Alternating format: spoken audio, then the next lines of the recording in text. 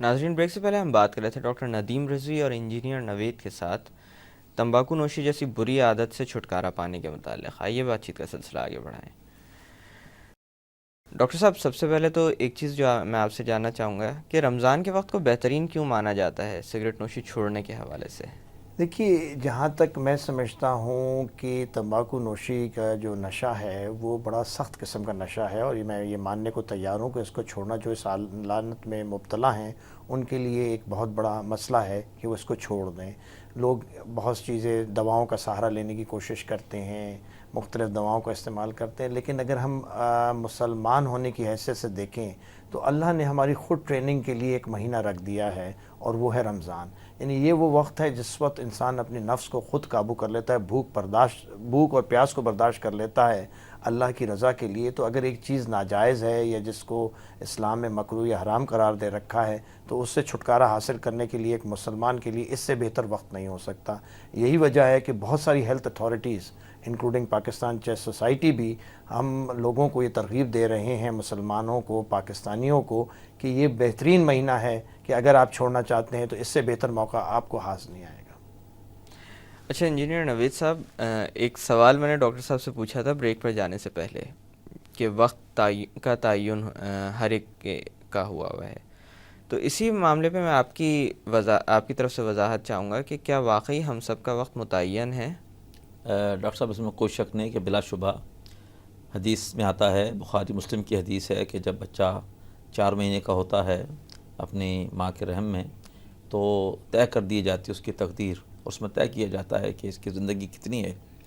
لیکن ہمیں as a مسلمان اللہ کے احکامات پر عمل کرنا ہے، اور اللہ کا حکم یہ ہے کہ اپنی صحت اس کی پوری حفاظت کرو۔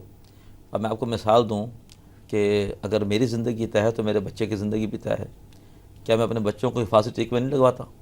بالکل۔ اسی طرح سے والدین کے ساتھ حسن سلوک کا حکم ہے قرآن مجید میں کئی مرتبہ۔ اگر فرض کیجئے کسی کے والد 60 سال سے اوپر ہو چکے ہیں، بیمار ہیں، تو کیا ضرورت ہے ان کا علاج کرانے کی؟ زندگی پوری کر چکے، اب تو مرنا ہی ہے۔ لیکن اگر خدا نہ خواستہ ہم نے ایسے وقت میں والد کا علاج نہ کرایا، ان کی کیئر نہ کی، ہم بہت بڑے ایک گناہ کا ارتکاب کریں گے، اور ظاہر بات ہے ایسے مسلمان، ہمارا آخرت پر بلیو ہے، آخرت میں ہم ایک عذاب سے اور خسارے سے دوچار ہوں گے۔ تو ہمیں ہر صورت میں اللہ تبارک، جس اللہ نے یہ بتایا ہے کہ تمہاری زندگی طے ہے، اس اللہ نے ہمیں احکامات بھی دیے ہیں کہ زندگی میں اپنی بھی، اپنے بچوں کی بھی، اپنے والدین کی بھی، اپنے قرابت داروں کی بھی حفاظت کرو، اور حقوق العباد اللہ نے دیے ہیں۔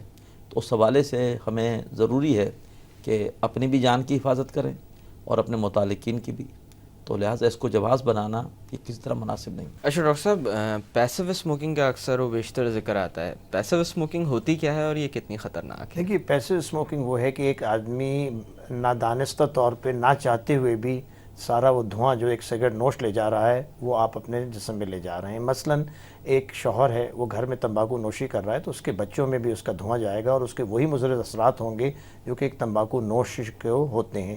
ان میں وہ سارے کیمیکلز ہوتے ہیں جو کہ کینسر کا سبب بنتے ہیں، وہ سارے کیمیکل ہوتے ہیں جو کہ ہارٹ اٹیک، فالج اور ان چیزوں کو ہوتا ہے۔ دیکھا گیا ہے، طبی سائنس ہمیں بتاتی ہے کہ وہ مرد حضرات جو سگریٹ نوشی کر رہے ہوتے ہیں اپنی بیویوں کے سامنے، ان میں 30% امکانات پھیپھڑوں کے کینسر کے بڑھ جاتے ہیں، ہارٹ اٹیک کے امکانات بڑھ جاتے ہیں۔ اسی طرح سے ان کے بچوں میں سانس کی بیماریاں، دمے کا اٹیک، دمے کی شدت میں اضافہ ہونا، بچوں کا آئی کیو کم ہو جانا، یہ سب کچھ جو ہے تمباکو نوشی کی وجہ سے ہوتا ہے۔ انجینئر نوید احمد صاحب نے بھی ذکر کیا حقوق العباد کا، تو میں سمجھتا ہوں کہ ہم ان سے پوچھیں کہ یہ کس طرح سے جائز ہے کہ ایک مسلمان دوسرے مسلمان کو اتنا نقصان پہنچا سکتا ہے۔ بالکل انجینئر صاحب، یہی وہ بات تھی جس کی طرف میں آنے والا تھا۔ اصل میں حدیث شریف ہے کہ لا ضرر ولا ضرار، نہ اپنے آپ کو نقصان پہنچاؤ نہ کسی اور کو نقصان پہنچاؤ۔ اسی طرح ایک حدیث میں آتا ہے کہ کل موزن فی النار، ہر اذیت دینے والا دوسروں کو وہ جہنم میں جلے گا۔ حدیث میں آتا ہے کہ مسلمان وہ ہے کہ جس کے ہاتھ اور زبان سے دوسرے مسلمان محفوظ رہے۔ اس اعتبار سے ہم ایک بہت بڑا جرم کر رہے ہوتے ہیں جب کہ ہم سگریٹ پی رہے ہیں اور ہمارے سگریٹ کا دھواں وہ کوئی اور جذب کر رہا ہے۔ جیسے ڈاکٹر صاحب نے بتایا کہ دھواں جذب کرنے والے کو بھی اتنے ہی نقصانات ہوتے ہیں جتنا خود دھواں اپنے اندر خود لے جانے والے کو۔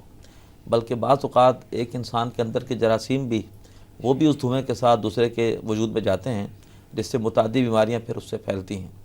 لہٰذا اور پھر خاص طور پر ہمارے حسن سلوک کے اولین حقدار ہمارے قرابت دار ہیں، بیوی ہے، بچے ہیں، جی اور ہم اس کے ذریعے سے انہی کو تکلیف دے رہے ہوتے ہیں۔ اولین ہم سگریٹ پیتے ہیں گھر پر بھی، تو اس میں اور میرے بیوی خیال سے ہم اور میں سے بچے، کوئی بھی شخص دانستہ طور پر ان کو تکلیف نہیں دینا چاہے گا، مطلب اولاد میرے خیال سے زندگی میں سب سے زیادہ عزیز چیز بلا ہوتی شبہ ہے۔ انسان کا ثمر ہے، ویسے نہیں، لیکن اس طریقے پر آج غیر شعوری طور پر ہم سب سے زیادہ نقصان اپنی بیوی اور اپنے بچوں کو پہنچا رہے ہیں۔ بلکہ خاص طور پر ہمیں ڈاکٹرز یہ بتاتے ہیں کہ اگر ایک خاتون حاملہ ہے اور اگر وہ سگریٹ کا دھواں اس طرح سے جذب کر رہی ہے تو اس کی وجہ سے بچے کے معذور پیدا ہونے کا بھی امکان ہوتا ہے۔ بالکل۔ تو اور آپ یہ دیکھیے اکرام کہ اگر آج آپ ایک پبلک مقام پہ کسی کو تمباکو نوشی سے منع کریں تو لوگ ناراض ہونا شروع ہو جاتے ہیں، ہم اپنے آپ کو نقصان پہنچانے ہیں، تمہیں کیا تکلیف ہے؟ یہ میرے خیال سے ایک تو قوت برداشت کا فقدان ہے جو ہمارے اندر بالکل صحیح کہہ رہے ہیں۔ اکثر و بیشتر نظر آتا رہتا ہے۔ اچھا انجینئر صاحب، ایک چیز اور میں آپ سے جاننا چاہوں گا کہ کیا جس طرح سے ہماری اولاد ہے ہمارے اوپر ایک ذمہ دار، مطلب ہم اس اولاد کے ذمہ دار ہوتے ہیں، ہم اس کے کفیل ہوتے ہیں، کیا اسی طرح سے ہمارے اوپر ہمارے جسم کی بھی ذمہ داری عائد ہے؟